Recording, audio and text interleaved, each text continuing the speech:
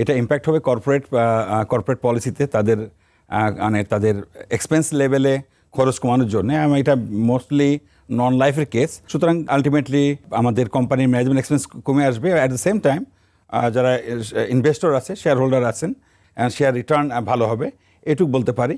তো আমাদের যদি বলি অ্যাজ এ হোল, আমি একটু দেখছিলাম আমাদের যে বাজেটটা, আসলে তেমন কোনো আদার দেন দিস রিইন্স্যুরেন্স প্রিমিয়ামের উপরে যে 5% কমানো হয়েছে, আসলে তেমন কোনো কিছু করা হয়নি। কারণ আমাদের বাজেট মানে পূর্ববর্তী আমাদের সঙ্গে বাংলাদেশ ইন্স্যুরেন্স অ্যাসোসিয়েশন এবং এনবিআর এর সঙ্গে যখন মত বিনিময় সভা হয়, অনেকগুলো বিষয় নিয়ে আসলে কথা বলেছিলাম। আমাদের মেজর যে ব্যারিয়ারটা আছে, হ্যাঁ এখানে 5% কমছে, কিন্তু আমাদের যে কর্পোরেট ট্যাক্স, এটা কিন্তু স্টেবল রয়েছে। মানে একবার ধারাবাহিকভাবে লাস্ট 10-20 ইয়ার্স ধরে একইভাবে রয়ে গেছে যে আপনার লিস্টেড কোম্পানি 37.5% প্রফিটের 37.5% দিতে হচ্ছে কর্পোরেট ট্যাক্স প্রফিটের, আর নন লিস্টের জন্য 40%।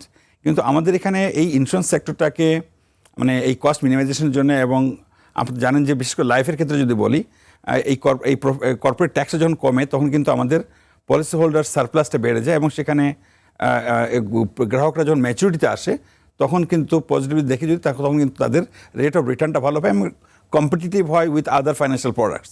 তো সেইখানে আমাদের এখনও কিন্তু এটা ইয়ার্স টুগেদার রয়ে গেছে।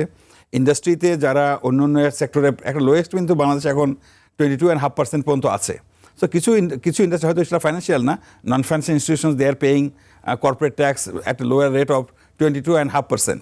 সেখানে আমরা এখন নন লিস্টেডগুলো 40% দিচ্ছি।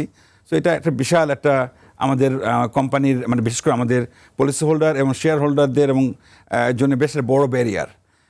আমরা সবসময় বলি যে আমাদের যারা এজেন্ট, বিশেষ করে বাংলাদেশে আপনি জানেন যে আমাদের এই যে সেলস ডিস্ট্রিবিউশনটা এখনও পর্যন্ত প্রায় 90% ব্যাংক আসার পরেও প্রায় 95% কিন্তু এখনও এজেন্ট ডিপেন্ডেন্স, এবং ওরাই আমাদের একার লাইফ লাইন আমাদের ব্যবসার জন্যে।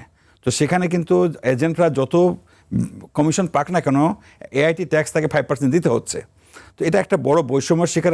আমরা বলে এসেছিলাম যে বাংলাদেশে যারা সাধারণ জনগণ যারা ইনকাম করে, ইনকাম ট্যাক্স শো করে, ঠিক আছে, যদি কেউ ট্যাক্সেবল ইনকাম তার আর্নিংস থাকে, এখন তো ডিজিটাল টেকনোলজিতে বের করতে পারি কে কত টাকা ব্যবসা করলো, কত ইনকাম পেলো, তার উপরে সে ট্যাক্স রিটার্ন আমাদেরকে কম্পালসারি করে দিক যে আমাদের এজেন্ট যদি কাজ করতে চায়, make it compulsory for each agent যে তারা ইনকাম ট্যাক্স ফাইল করুক।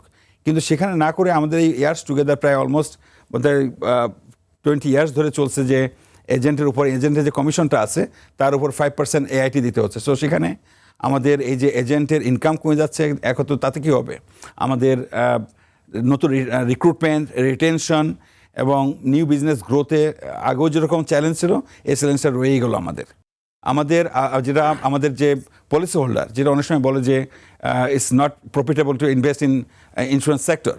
কারণ আপনারা জানেন যে বাংলাদেশে এখনও পর্যন্ত প্রিডমিনেন্টলি এন্ডোমেন্ট প্ল্যানগুলো আমরা সেল করে থাকি, এবং সেখানে ডেথ ক্লেমের পাশাপাশি ম্যাচুরিটি বেনিফিটও থাকে।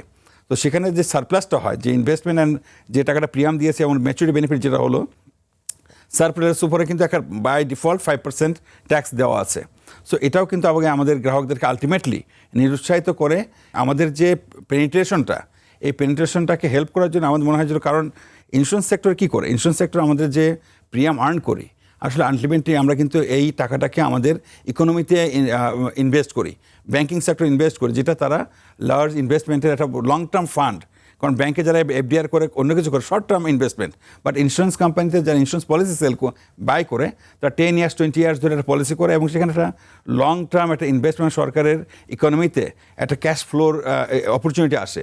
সো ইন্স্যুরেন্স সেক্টরটাকে যদি অ্যাট্রাকটিভ করতে হয়, আমি যে কথাগুলো এই পর্যায়ে বললাম, এগুলোর সবগুলোতে আসলে এখনও আমরা সে বিষয়ে সরকারকে এখনও বলে যাব। বাট আসার কথা হচ্ছে যে হ্যাঁ, পার্সোনাল লেভেলে ট্যাক্স সিলিংটা বেড়েছে, তাতে মানুষের কিছুটা হলেও ট্যাক্স সাশ্রয় হবে।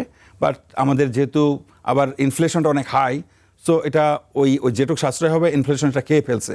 বাট তারপরেও বলবো যে হয়তো কিছুটা মানুষের ইনকামের একটা সারপ্লাসটা আসবে এই ট্যাক্স সিলিংটা বাড়ানোর কারণে।